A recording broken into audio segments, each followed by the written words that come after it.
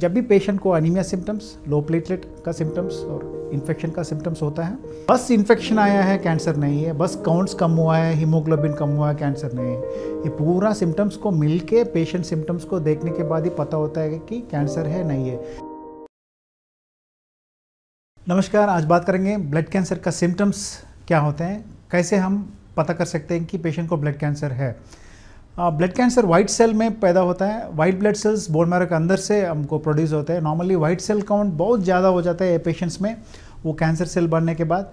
Normally bone marrow के अंदर जो भी सेल्स हैं हीमोग्लोबिन प्रोड्यूस करने वाले सेल्स होते हैं और वाइट सेल्स प्रोड्यूस करने वाले सेल्स होते हैं और प्लेटलेट्स प्रोड्यूस करने वाले सेल्स भी होते हैं।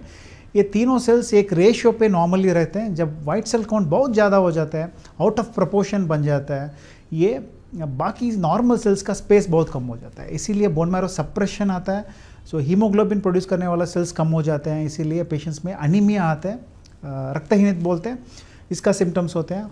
और प्लेटलेट्स भी प्रोडक्शन कम हो जाते हैं क्योंकि ये कैंसर सेल बोन मैरो पूरा ऑक्यूपाई कर देता है और पूरा नॉर्मल सेल्स को सप्रेस कर देता है, इसीलिए प्लेटलेट्स गिर जाते हैं। और बाकी ये कैंसर सेल, जब वाइट सेल कैंसर सेल बन जाता है, वो डमी सेल बन जाता है, वो काम नहीं करता है। नॉर्मली वाइट सेल क्या करता है, हमको इन्फेक्शन से प्रोटेक्शन करता है। यहाँ ऐसा सिचुएशन आता है कि वाइट सेल बहुत ज़्यादा है मगर इम्यूनिटी ऑलमोस्ट कम हो जाता है, इसीलिए ऐसा पेशेंट्स में जो वाइट सेल प्रोडक्शन कम होने का चेंजेस आते हैं। यहाँ लक्षण देखा तो मैं बताया कि ये पेशेंट्स में हीमोग्लोबिन गिर जाता है, प्लेटलेट्स गिर जाते हैं और नॉर्मल वाइट ब्लड सेल्स कम हो जाता है। जब हीमोग्लोबिन बहुत कम हो जाता है, अनीमिया पैदा होता है। अनीमिया होने से क्या होता है, बहुत कमज़ोर लगना, थोड़ा श्वास का तकलीफ आना और पेशेंट का कलर थोड़ा चेंज हो जाना। तो जो भी अनीमिया सिम्टम्स होते हैं पूरा हम देखते हैं। इसके साथ साथ प्लेटलेट भी कम होने से ये ब्लीडिंग सिम्टम्स हम देखते हैं पेशेंट्स में। स्किन पे लाल लाल धब्बे आना, नहीं तो एक्टिव ब्लीडिंग होना नाक से, मुंह से, नहीं तो इंटरनल ऑर्गन से भी ब्लीडिंग होने का चांसेस होते हैं।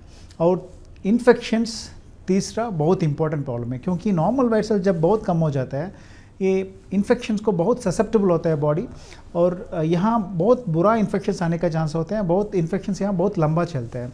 सो पेशेंट को बुखार आना, कुछ बॉडी का पार्ट्स के अंदर इन्फेक्शन आ जाना, जैसे निमोनिया आना है तो यूरिनरी ट्रैक्ट इन्फेक्शंस आना, बाकी सिम्टम्स देख सकते हैं।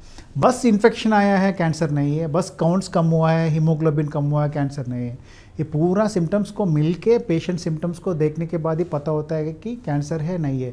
जो पूरा सिम्टम्स होने के बाद भी कैंसर नहीं होने का चांस ज़्यादा है, क्योंकि कैंसर कॉमन बीमारी नहीं है, वो बहुत रेयर बीमारी होता है। सो जब भी पेशेंट को अनीमिया सिम्टम्स, लो प्लेटलेट का सिम्टम्स और इन्फेक्शन का सिम्टम्स होता है, फिर CBP टेस्ट बोल के एक होता है, उस पर करने से हमको काउंट्स का फ्लक्चुएशन मालूम होता है।